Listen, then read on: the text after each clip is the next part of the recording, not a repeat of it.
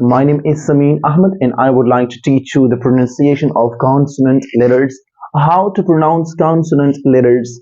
So today we would like to talk about or to discuss about letter B, how to pronounce letter B. Most often the B sound is silent when it is doubled as in blubber, and when it comes after M in one syllable words like lime, calm, and Tom. So here you can see it gives the sound of lime, and this B is silent and it comes after M, and this word is one syllable word and it pronounces like lime.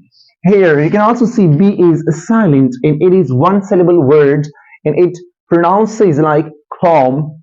B is silent. Here the B is also silent. You can see and we can pronounce it Tom. Tom. The B is silent because the B comes after M. So whenever B comes after M in one syllable word, that will be silent.